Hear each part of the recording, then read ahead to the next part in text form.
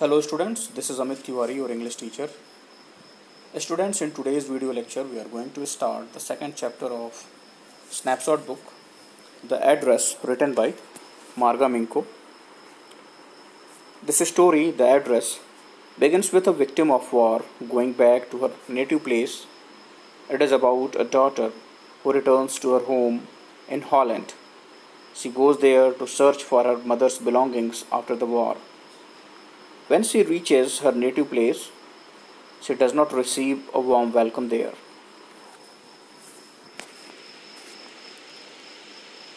"Do you still know me?"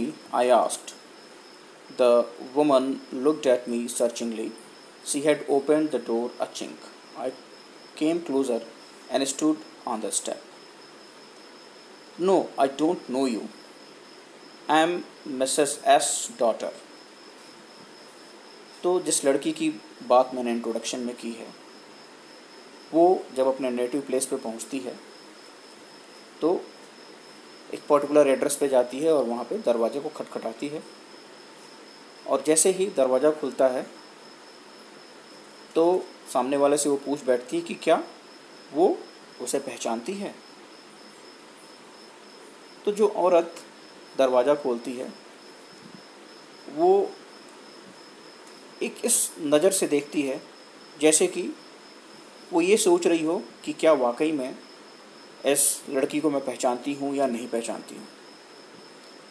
और दरवाजे को भी उसने बहुत थोड़ा ही खोला होता है और ये लड़की जो है सीढ़ियों से चढ़ते हुए दरवाजे के नज़दीक जाती है। तो जब ये नज़दीक जाती है तो जिस औरत ने दरवाज़ा खोला है वो कहती है कि नहीं, वो उसे नहीं जानती। तो फिर ये लड़की अपने आप को इंट्रोड्यूस करती है और इंट्रोड्यूस करते हुए कहती है कि वो मिसेस एस की डॉटर है। She held her hand on the door as though she wanted to prevent it opening any further. Her face was absolutely no sign of recognition. She kept staring at me in silence. और narrator ये बता रहा है कि उस औरत ने दरवाजे को कुछ इस तरीके से पकड़ रखा था कि वो चाहती हो कि मैं अंदर न जाऊं, और उसके चेहरे को देख के ऐसा लगता था या उसके चेहरे पे कुछ ऐसा भाव था जिसको देख के ऐसा महसूस हो रहा था कि वो मुझे बिल्कुल ही नहीं पहचानती और वो लगातार मुझे घूरे जा रही थी। Perhaps I was mistaken. I thought perhaps it is not her. I had seen her only once fleetingly. अब नैरेटर यानी कि वो लड़की जो है खुद से कह रही है कि हो सकता है उससे गलती हो गई हो सकता है कि वो औरत न हो, क्योंकि जब मैंने इनको पहली बार देखा था तो बहुत एक शॉर्ट टाइम के लिए देखा था। फ्लिटिंगली का मतलब होता है for a very short time, बहुत ही छोटे समय के लिए मैंने इनको देखा था, वो भी बहुत सालों पहले। It was most probable that I had rang the wrong bell. The woman let go of the door and step to the side. और जो लड़की है, जो नैरेटर है, वो ये सोच रही है कि हो सकता है उसने गलत दरवाजे की घंटी बजा दी है, लेकिन जो औरत है जिसने दरवाज़ा खोला है अब उसने दरवाजे को पूरा खोल दिया है और किनारे खड़ी हो गई है। She was wearing my mother's green knitted cardigan. The wooden buttons were rather pale from washing. She saw that I was looking at the cardigan and half hid herself again behind the door, but I knew now that I was right. अब जब वो औरत दरवाजे को पूरा खोल के किनारे खड़ी होती है तो लड़की उस औरत के द्वारा पहने गए ग्रीन कलर के कार्डिगन को देख लेती है और वो रिकॉग्नाइज़ कर लेती है कि ये कार्डिगन तो उसके मदर का है। वो देखती है कि वो कार्डिगन पुराना सा हो गया है और उस पर जो वुडन के बटन्स लगे हुए हैं वो थोड़े कई बार रिपीटेडली धुलने की वजह से पीले से पड़ गए हैं। और अब लड़की को ये महसूस होता है कि वो सही जगह पे पहुंची है। "Well, you know my mother," I asked. "Have you come back?" said the woman. I thought that no one had come back. तो अब लड़की कहती है कि मुझे ऐसा लगता है कि आप मेरी माता को या मेरी माँ को जानती हैं। तो फिर वो औरत पूछती है कि हाँ, क्या तुम वापस आ गई? मुझे तो लगा था कि कोई भी वापस नहीं आया होगा। "Only me." लड़की कहती है कि नहीं, सिर्फ मैं ही वापस आई हूँ। अब दरअसल ये जो वॉर की बात बताई जा रही है, ये वर्ल्ड वॉर सेकंड की बात है। उस वर्ल्ड वॉर सेकंड में जो जर्मन्स थे वो हॉलैंड को कैप्चर कर रहे थे। हॉलैंड के ऊपर उन्होंने अटैक किया था और हॉलैंड को कैप्चर कर रहे थे। और इस प्रोसेस में जो हॉलैंड के रहने वाले नेटिव्स थे, इंडिजीनियस थे, ज्यूस जिनको बोला जाता था, उनके ऊपर बहुत सारी एट्रोसिटीज़ ढा रहे थे। ये लोग बहुत ज़्यादा टॉर्चर कर रहे थे, उनको घरों से निकाल देते थे, उनको मार देते थे। तो इस डर से सारे ज्यूस कहीं ना कहीं अपने घरों को छोड़ के एक सुरक्षित जगह पे जाने के प्रयास में थे। तो ये उसी वार की बात बताई जा रही है जिसमें जर्मन्स ने ज्यूस कम्युनिटी के ऊपर बहुत ज़्यादा अत्याचार किए थे। A door opened and closed in the passage behind her. A musty smell emerged. अब जो औरत है वो इस लड़की को अंदर आने देने की परमिशन देती है और लड़की जो है पीछे पीछे जा रही होती है। तो जो दरवाज़ा खुलता है एक पैसेज में खुलता है और अंदर से एक बहुत ही मस्टी सी स्मेल, एक बहुत ही सीलन भरी स्मेल जो है बाहर की तरफ आती है। I regret I cannot do anything for you.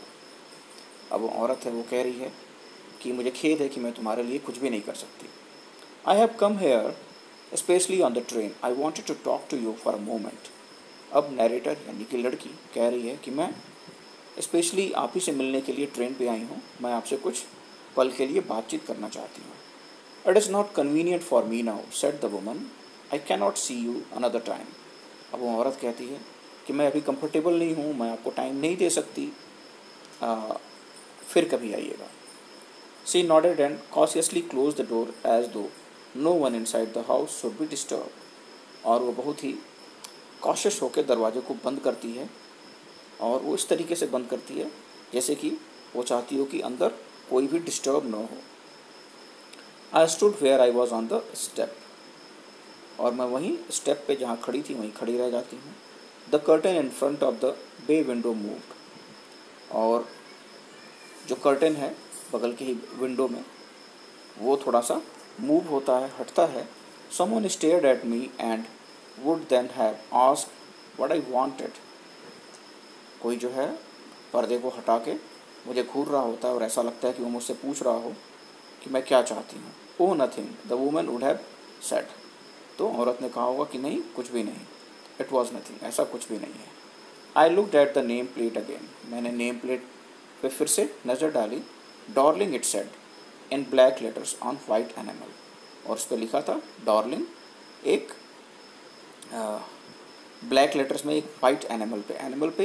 Animal का मतलब पेंट होता है जो कि मेटल को या वुड को प्रोटेक्ट करने के लिए एक थिक और शाइनी कोटिंग लगाई जाती है, उसको हम एनिमल बोलते हैं। तो उसी एनिमल पे ब्लैक कलर के लेटर्स में डॉर्लिंग लिखा था। On the jamb a bit higher the number 46। और साथ ही में नंबर 46 भी लिखा हुआ था। यानी कि जो लड़की है, जो नरेटर है, वो सही एड्रेस पे गई हुई थी। As I walked slowly back to the station I thought about my mother who had given me the address years ago. It had been in the first half of the war. I was home for a few days and it struck me immediately that something or other about the room had changed. तो अब लड़की जो है धीरे धीरे station की तरफ वापस जा रही है और अपने माँ के बारे में सोच रही है जिसने कि उसे बहुत सालों पहले इस घर का एड्रेस दिया था। ये तब की बात है जब लड़ाई का आधा हिस्सा बीत चुका था। मैं कुछ दिन के लिए घर पे आई थी और घर आते ही मैं बिल्कुल स्तब्ध रह गई कि मैंने देखा कि घर में का बहुत सारी चीज़ें जो हैं बदल चुकी हैं। I missed various things. बहुत सारी चीज़ें जो हैं जो पहले घर में थी अभी नहीं दिख रही थी। My mother was surprised I should have notice so quickly. और मेरी माँ जो है बहुत ज़्यादा सरप्राइज होती है इस बात से कि मुझे और पहले ही इन सब चीज़ों को नोटिस कर लेना चाहिए था। Then she told me about Mrs Dorling. उसके बाद उन्होंने मुझे मिसेस डॉर्लिंग के बारे में बताया। I had never heard of her but apparently she was an old acquaintance of my mother whom she had not seen for years. Dorling जिनके बारे में मैंने कभी भी नहीं सुना था, और ऐसा महसूस होता था कि मेरी माँ की कुछ पुरानी जान पहचान वाली हैं जिनको कि बहुत सालों से हमने नहीं देखा था। She had suddenly turned up and renewed their contact. Since then, she had come regularly. और अचानक से उन्होंने अपने कॉन्टैक्ट्स हमसे फिर से बना लिए थे और उसके बाद से वो लगातार हमारे घर में आती रही। Every time she leaves here, she takes something home with her, said my mother. मेरी माँ मेरी माँ ने मुझे बताया कि जब भी वो यहाँ आती तो अपने साथ कुछ न कुछ हमारे घर से ज़रूर लेके जाती। She took all the table silver in one go and then antique plates that hung there.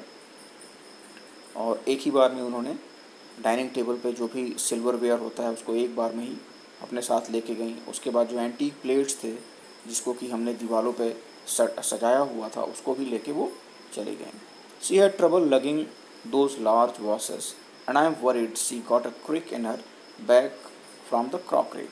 और बड़े बड़े वॉस को भी वो फ्लावर वॉस जिसको कहते हैं वो लेके गई, और जब वो क्रॉकरीज को लेके जा रही थी तो उनके कमर में कुछ दर्द हुआ। माई मदर सुक हर हेड पिटिंगली, और मेरी माँ अपने सिर को बहुत दुखी भाव से हिलाती है। I would never have dared ask her. अब नरेटर कहती है कि मैंने कभी भी उनसे पूछने की हिम्मत नहीं की। She suggested it to me herself, उन्होंने खुद ही मुझे बता दिया। शी इवन इंसिस्टेड, यहाँ तक कि उन्होंने मुझसे इंसिस्ट भी किया। She wanted to save all my nice things. If we have to leave here we shall lose everything, she says. मेरी माँ ने बताया कि उन्होंने मुझसे कहा कि अगर हम यहाँ पे रहते हैं, अगर हम यहाँ या अपने घर को छोड़ के जाते हैं तो ये जो भी चीज़ें हैं हमारी वो ख़त्म हो जाएंगी, नष्ट हो जाएंगी। इसलिए वो चाहती हैं कि वो सारी चीज़ें अपने घर लेते जाएं और उसको सुरक्षित रखें ताकि जब भी हम लौट के आएँ वो सारी चीज़ें हमें वापस मिल जाएं। Have you agreed with her that she should keep everything I asked. तो नरेटर कहती है कि मैंने अपनी माँ से उस समय पूछा कि क्या तुमने उनसे ये एग्री कर लिया है कि वो हमारी चीज़ों को ठीक ढंग से और सेफली रखेंगी। As if that's necessary my mother cried. तो मेरी माँ कहती है कि ये पूछना क्या ज़रूरी है। It would simply be an insult to talk like that. इस तरीके की बातें करना उनसे या इस तरीके के सवाल उनसे पूछना उनकी बेइज्जती करने के जैसा है। And think about the risk she is running each time she goes out of our door with a full suitcase और बैग। और सोचो वो कितना रिस्क ले रही हैं, हर बार वो हमारे घर पे आती हैं और अपने घर से तमाम भारी भरकम सूटकेसेस को लेके जाती हैं, तो कितना रिस्क उठा रही हैं। और इस समय जो है उनसे ये सवाल पूछना कि क्या वो हमारे सामान को, हमारे बिलोंगिंग्स को सेफली रखेंगी, उनकी बेइज्जती करने जैसा होगा। My mother seemed to notice that I was not entirely convinced. She looked at me reprovingly and after that we spoke no more about it. मेरी माँ ने ये बिल्कुल सेंस कर लिया कि मैं उनके इस जवाब से बिल्कुल भी कन्विंस्ड नहीं हूँ, और उन्होंने लगभग गुस्से से मुझे देखा और उसके बाद फिर हमने इस मसले पर कभी भी बातचीत नहीं की। Meanwhile, I had arrived at the station without having paid much attention to the things on the way. और इस दरमियान मैं स्टेशन पे भी पहुंच गई थी और इस दरमियान मैंने रास्ते में पड़ने वाले किसी भी चीज़ की तरफ ध्यान नहीं दिया था। I was walking in familiar places again for the first time since the war, but I did not want to go further than was necessary. तो अब नरेटर बताती हैं कि रास्ते में वो सारी की सारी फेमिलियर चीज़ें जो है मुझे मिल रही थी। जब हम यहाँ पे वॉर के टाइम या वॉर से पहले जब हम यहाँ रहते थे वो सारी चीज़ें जो है बहुत फेमिलियर थी, लेकिन उन सारी चीज़ों को मैं नहीं देखना चाहती थी या उन जगहों पे मैं नहीं जाना चाहती थी, क्योंकि I did not want to upset myself with the sight of street and houses full of memories from a precious time. क्योंकि वो सारी चीज़ें जो है बहुत प्रेशियस थी मेरे लिए, उन सारी चीज़ों से मुझे लगाव था, और फिर अगर मैं उन सारी चीज़ों को विज़िट करती तो वो जो गहरे घाव थे, जो दुख था, वो फिर से उभर के वापस आ जाता। In the train back, I saw Mrs. Dorling in front of me again, as I had the first time I met her. अब राइटर यहाँ ये बता रही हैं कि जब वो ट्रेन से वापस जा रही थी तो उन्होंने अपने सामने मिसेज डॉर्लिंग को फिर से देखा, और वो बिल्कुल वैसी ही दिखाई दे रही थी जैसा कि पहली बार मिलते समय उन्होंने उसको देखा था। यह सुबह का समय था जब राइटर की माँ ने मिसेस डॉर्लिंग के बारे में उनको बताया था। उस दिन वो थोड़ा देर से उठी थी और जब वो सीढ़ियों से नीचे आ रही थी तो उन्होंने क्या देखा कि उनकी माँ किसी को सी ऑफ कर रही थी, और जिसको वो सी ऑफ कर रही थी वो एक औरत थी, और उसका जो बैग था वो काफ़ी ब्रॉड था। "There is my daughter," said my mother. She beckoned to me. The woman nodded and picked up the staircase under the coat rack. और मेरी माँ ने इशारा करते हुए मुझे बुलाया और उनसे कहा कि ये मेरी बेटी है। तो वो जो औरत थी यानी कि मिसेस डार्लिंग, उन्होंने सिर्फ अपना सहमति से सिर हिलाया और फिर उस सूटकेस को, जो कि कोट रैक के नीचे रखा हुआ था, उसको उठा लिया। She wore a brown coat and a shapeless hat. उस समय उन्होंने एक ब्राउन कलर का कोट पहना हुआ था और एक हैट लगाया था जो कि बिल्कुल शेपलेस था।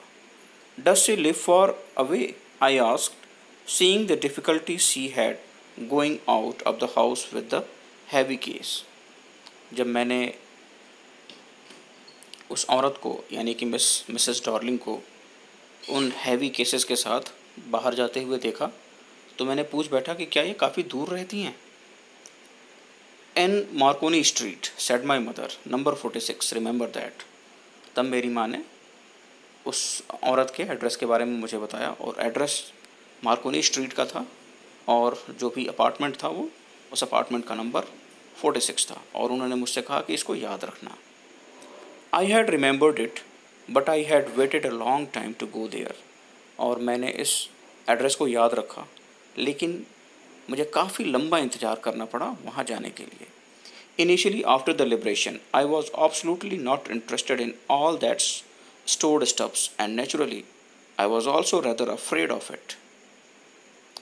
अब नरेटर यानी कि जो राइटर हैं वो ये बता रही हैं कि जब हमें आज़ादी मिल गई, यानी कि जब वॉर ख़त्म हो गया, जब हम लिबरेट हो गए, तो उस समय मैं उन सारी स्टोर्ड स्टफ्स यानी कि जो भी चीज़ें मिसेस डार्लिंग हमारे घर से ले गई थी, उन सारी चीज़ों में मुझे बिल्कुल भी इंटरेस्ट नहीं था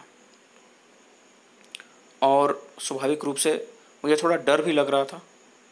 Afraid of being confronted with with the things that had belonged to a connection that no longer existed, which were hidden away in cupboards and boxes and waiting in vain until they were put back in their place again, which had endured all those years because they were things. Endure का मतलब long lasting और anything which lasts forever। तो अब narrator ये बता रही हैं कि उन्हें डर इसलिए लग रहा था क्योंकि वो सारी की सारी चीज़ें जो भी स्टोर करके रखी हुई थी मिसेस डार्लिंग के यहाँ, उनके साथ उनका कोई कनेक्शन पास्ट में रहा था। वो उन्हीं के घर की चीज़ें थी, वो उनकी बिलोंगिंग्स थी जो कि मिसेस डार्लिंग उनके घर से लेके गई थी। तो उन्हें इस बात का डर लग रहा था कि वो फिर से अगर उन सब चीज़ों को देखेंगी, उन सब चीज़ों से मिलेंगी, तो वो जो पुराना कनेक्शन है वो फिर से जाग उठेगा, फिर से उनको तकलीफ़ देने लगेगा, जो कि अब एग्जिस्ट नहीं करता है। अब वो ऐसा बता रही हैं कि वो सारी की सारी चीज़ें बेकार ही उन कबोर्ड्स में, बॉक्सेस में पड़ी हैं और बिना मतलब का जो है किसी का इंतज़ार कर रही हैं कि वो आएगा और उन सारी चीज़ों को लेके जाएगा। अब चूँकि ये चीज़ें हैं, वो थिंग्स हैं, इसलिए इतने दिनों से बिल्कुल ठीक ठाक अवस्था में हैं, बिल्कुल वैसी ही हैं जैसे पहले थी। But gradually everything became more normal again. Bread was getting to be a lighter color. There was a bed you could sleep in unthreatened, a room with a view you were more used to glancing at each day, and one day I noticed I was curious about all the possessions that must still be at the address. I wanted to see them, touch, remember. लेकिन धीरे धीरे अब writer बता रही हैं कि धीरे धीरे अब सारी की सारी चीज़ें अब वॉर के बाद अब नॉर्मल होती जा रही थी। जो ब्रेड था अब उसका कलर थोड़ा लाइटर हो गया था। ब्रेड के लाइटर कलर होने का मतलब यहाँ पे ये है कि जो ब्राउन ब्रेड होता है वो हस्क से बनाया जाता है, वीट के हस्क से बनाया जाता है, जो कि अच्छी क्वालिटी का नहीं होता है, लोग उसको प्रीफर नहीं करते हैं, या जो गरीब तबके के लोग होते हैं वही उन ब्रेड्स को खाते हैं। लेकिन वार के बाद अभी हॉलैंड की इकॉनमी काफ़ी अच्छी हो गई थी, या धीरे धीरे इकॉनमी में सुधार हो रहा था, लोगों के पास पैसा आ रहा था, अब वो अच्छी चीज़ें खरीद सकते थे।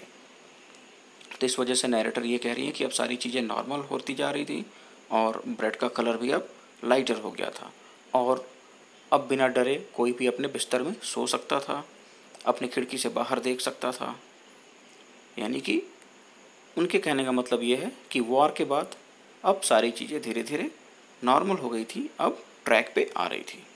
And one day I noticed I was curious about all the position that must still be at that address. I wanted to see them, touch and remember. और एक दिन उन्हें एहसास हुआ कि वो जो भी पोजेशंस थे, जो भी उनकी बिलोंगिंग्स थी, उसको देखने का, उसको पाने का उनके अंदर एक क्यूरियसिटी जो है जग रही थी। After my first visit in vain to Mrs Dorling house, I decided to try a second time. जब मेरी पहली विजिट मिसेस डॉर्लिंग के यहाँ बेकार चली गई तो मैंने डिसाइड किया कि एक बार फिर मैं उनके यहाँ जाऊँगी। Now a girl of about 15 open the door to मी।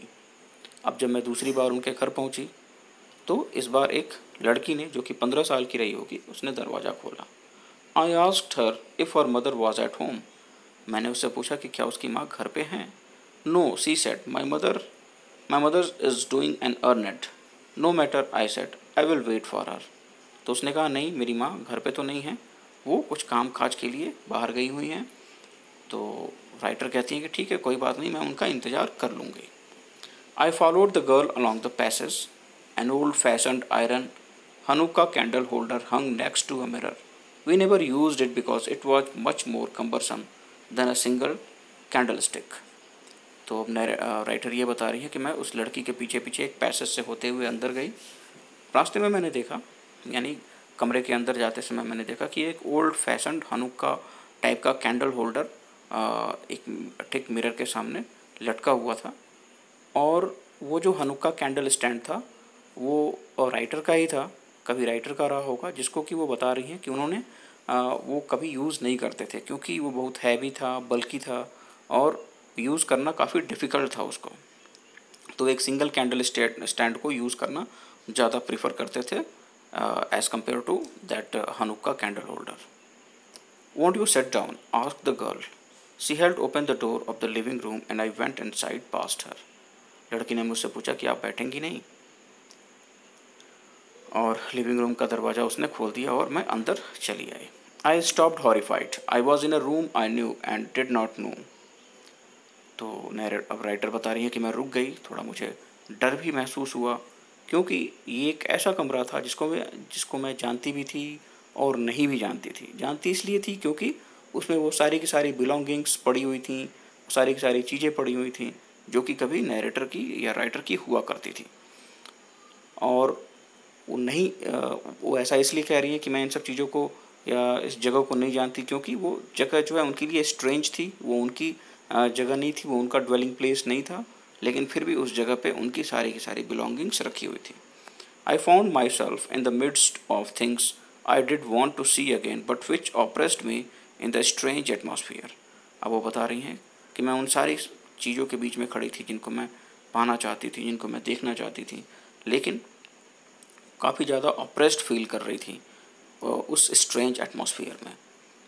क्योंकि ऑप्रेस इसलिए फील कर रही थी क्योंकि वो सारी की सारी चीज़ें जो हैं उनकी थी, लेकिन वो किसी और के यहाँ पड़ी हुई थी, कोई और उसका इस्तेमाल कर रहा था। और because of the tasteless way everything was arranged, because of the ugly furniture in the muggy smell that hung there, I don't know, but I scarcely dare to look around me.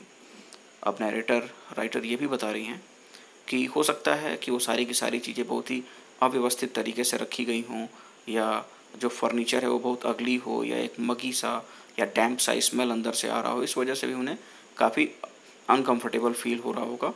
उन्हें समझ में नहीं आया, लेकिन वो हिम्मत नहीं उठा पा रही थी कि उनके चारों तरफ जो भी चीज़ें रखी हुई हैं उसके ऊपर नज़र डाल सकें। The girl moved a chair, I sat down and stared at the woollen table cloth. लड़की ने एक कुर्सी खींची और मैं उस पर बैठ गई और मैंने टेबल के ऊपर जो table cloth, woollen table cloth रखा था उसकी तरफ देखा। आई रब्ड इट, मैंने उसको थोड़ा रब किया, मेरी उंगलियां जो हैं गर्म हो गई।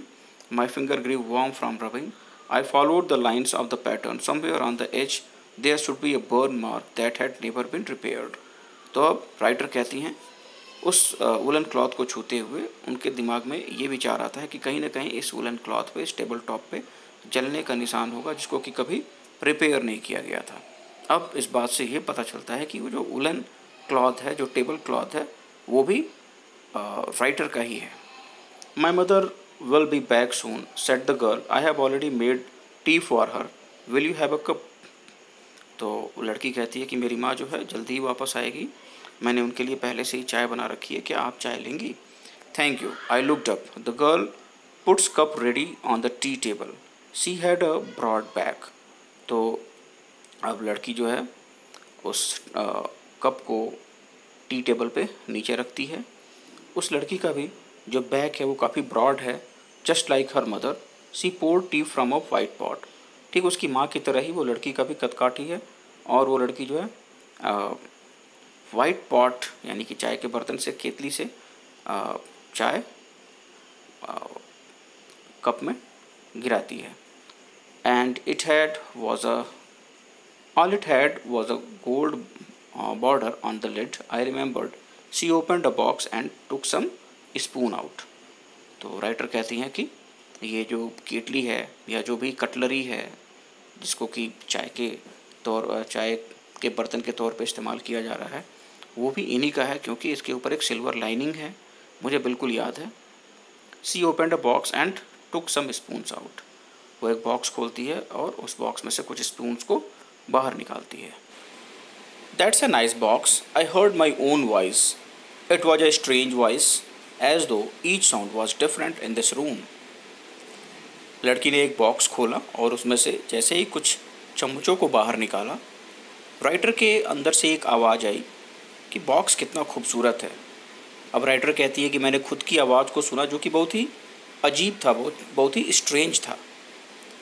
हालांकि इस घर के अंदर जो भी आवाज़ आ रही थी, जो भी आवाज़ें थी, वो सब उस समय राइटर को स्ट्रेंज लग रही थी, कुछ अलग लग रही थी। Oh, you know about them?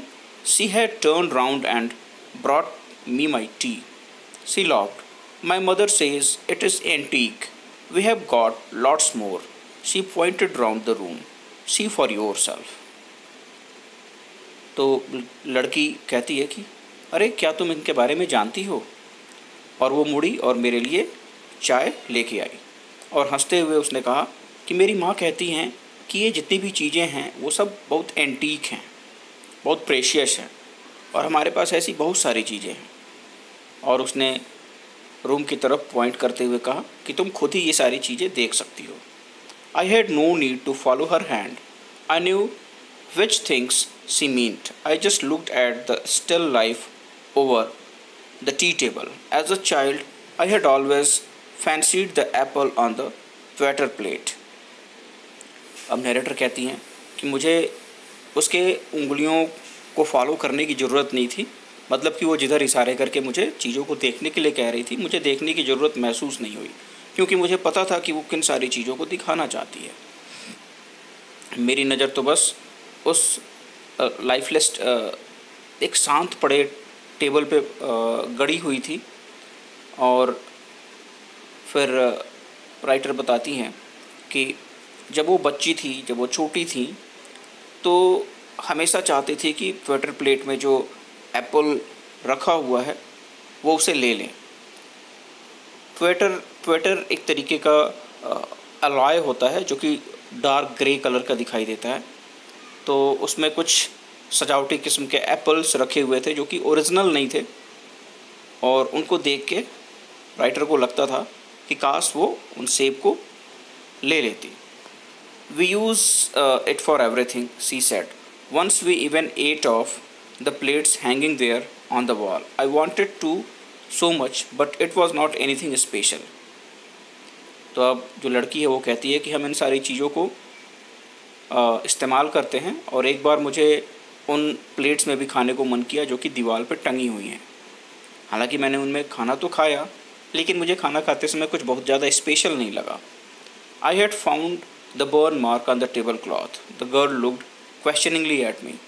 और इसी दरमियान राइटर को जो टेबल क्लॉथ पे बर्न मार्क था वो उसे मिल गया, और जो लड़की थी वो बड़े ही सरप्राइजिंग तरीके से जो है नरेटर को, राइटर को देख रही थी। I had found the burn mark on the tablecloth. The girl looked questioningly at me. Yes, I said. You get so used to touching all these lovely things in the house, you hardly look at them anymore. तो writer कहती हैं कि हाँ, तुमको इन सारी चीज़ों की इतनी आदत पड़ गई है कि ये सारी चीज़ें अब तुमको स्पेशल नहीं लगती हैं। तुम हमेशा इन सारी चीज़ों को इस्तेमाल करती हो, इसीलिए तुम यूज टू हो गई हो और ये सारी चीज़ें तुम्हारे लिए अब स्पेशल नहीं रह गई हैं। You only notice when something is missing because it has to be repaired or because you have lent it, for example. और इनमें से कोई चीज़ की याद तुम्हें तभी आती होगी जब या तो तुम इन्हें रिपेयर करने के लिए दे दी हो या तुमने किसी को उधार दिया हो, तभी ये सारी चीज़ें, उन सारी चीज़ों में से कोई मिसिंग चीज़ तुम्हें याद आती हो। अदरवाइज ये सारी चीज़ें तो तुम्हारे लिए रोज़मर्रा की चीज़ें हैं, क्योंकि तुम रोज़ ही किसी न किसी रूप से इनका इस्तेमाल करती रहती हो, इसलिए तुम्हारे लिए ये स्पेशल भी नहीं है। Again I heard the unnatural sound of my voice and I went on.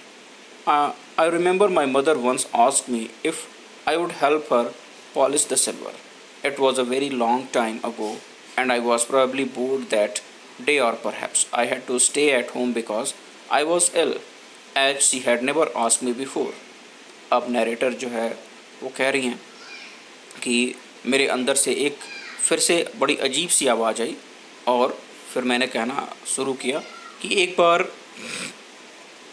की बात मुझे याद है कि मेरी माँ ने मुझे इन सिल्वर्स को पॉलिश करने के लिए कहा, और ये बहुत पहले की बात है और संभवतः उस टाइम मैं बहुत ज़्यादा बोर हो रही थी और घर ही पे थी, क्योंकि मेरी तबीयत कुछ ठीक नहीं थी और इस तरीके से मेरी माँ ने मुझे कभी कुछ काम करने के लिए कहा भी नहीं था। तो मैंने उनसे पूछा कि किस सिल्वर की तुम बात कर रही हो, तो उन्होंने जवाब दिया कि वो स्पून्स, फॉक्स और नाइफ्स की बात कर रही हैं जिनका कि वो हमेशा खाने में इस्तेमाल करते हैं। तब मुझे बड़ा ही सरप्राइजिंग लगा कि ये सारी की सारी चीज़ें सिल्वर की बनी हुई है। And that was the strange thing, I did not even know the cutlery we ate off every day was silver. और उसके बाद राइटर कहते हैं कि ये बात सुन के उन्हें बहुत ही अजीब सा लगा, क्योंकि वो जिन चीज़ों से वो रोज़ खाना खाते हैं वो सिल्वर की बनी है। द गर्ल लाफ्ड अगेन, और ये सुन के लड़की जो है फिर से हंसती है। I bet you don't know it as either. तो फिर लड़की से राइटर पूछती हैं कि हाँ, मुझे बिल्कुल मैं इस बात को लेके श्योर हूँ या मैं शर्त लगा सकती हूँ कि तुम्हें भी ये पता नहीं होगा कि ये कटलरी जो है वो सब सिल्वर की बनी है। I looked intentionally at her. What we ate with, she asked. तो उसने पूछा, क्या, जिससे हम खाना खाते हैं? वेल, डू यू नो, हाँ, क्या तुम जानती हो? She hesitated, she walk to the sideboard and wanted to open a drawer. I will look, it is in here.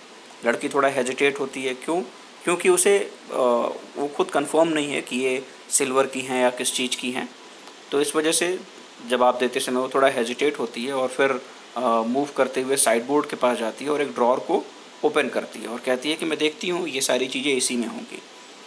I jumped up, I was forgetting the time, I must catch my train. तो फिर writer कहती है कि मुझे अब जाना होगा, मैं भूल गई थी, मुझे ट्रेन पकड़नी है। She had her hand on the drawer, don't you want to wait for my mother. और लड़की का हाथ अभी भी ड्रॉर के ऊपर है और वो कहती है कि क्या मेरी माँ का इंतज़ार आप नहीं करेंगी? No, I must go. I walk to the door, the girl pulled the drawer open, I can find my own way. तो इस तरीके से जो राइटर है वो दरवाजे की तरफ बढ़ चलती हैं और लड़की से कहती हैं कि मैं अपना रास्ता खुद ढूंढ लूँगी। As I walk down the passage I heard the jingling of spoons and forks. और गलियारे से जब मैं होके गुजर रही थी तो मैंने स्पून और फॉक्स की जिंगलिंग साउंड सुनी, जैसा कि वो मुझे बुला रही हूँ। At the corner of the road I looked up at the name plate, Marconi street, it said. I had been at number 46, the address was correct. और जब मैं घर से बाहर निकल के रोड पे आई तो मैंने फिर पलट के देखा, नेम प्लेट पे मार्कोनी स्ट्रीट लिखा हुआ था और फिर मनी मन मैंने कहा कि मैं बिल्कुल सही एड्रेस पे आई थी, नंबर 46 मकान का नंबर है। The address was correct but now I didn't want to remember it any more. Address बिल्कुल करेक्ट था, मैं बिल्कुल सही जगह पे आई थी, लेकिन मैं इसको बिल्कुल भी याद रखना नहीं चाहती। I would not go back there because the objects that are linked in your memory with the familiar life of former time instantly lost their values when severed from them. You see them again in strange surroundings. अब writer जो है वो ये कहती हैं कि वो फिर से इन सारी चीज़ों को देखने के लिए या फिर से उस घर में क्यों नहीं जाना चाहती या इन चीज़ों को वापस क्यों नहीं ले जाना चाहती।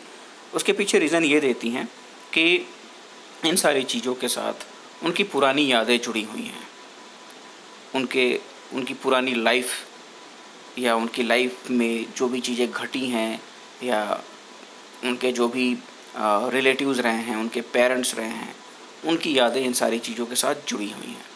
और जब ये सारी चीज़ें उनके पास नहीं हैं, किसी दूसरी जगह, किसी स्ट्रेंज जगह पे हैं, जिससे कि राइटर जो है फैमिलियर नहीं है, तब उन सारी चीज़ों की वैल्यू बिल्कुल ख़त्म हो गई है।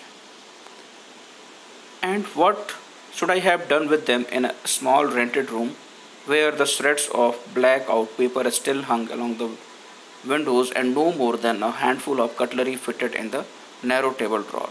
और फिर वो ये भी बताती हैं कि इन सारी चीज़ों का मैं करूँगी भी क्या, इन सारी चीज़ों को वापस ले जाके मैं करूँगी भी क्या, क्योंकि जिस रेंटेड रूम में मैं रहती हूँ वो बहुत छोटा है और उसमें जो ड्रॉर है उसमें स्पेस बहुत कम है, उसमें बहुत थोड़े से स्पून्स और बाकी कटलरीज आते हैं। I resolve to forget the address of all the things I had to forget, that would be the easiest. उसके बाद राइटर कहती है कि मैंने डिसाइड किया कि मैं इस एड्रेस को भूल जाऊंगी और उन सारी चीज़ों में से जिसको कि वो भूलना चाहती थी, इस एड्रेस को भूलना, मिसेस डार्लिंग के बारे में भूलना, ये बहुत आसान था। So with this we came to an end of this story. Students, have a good day.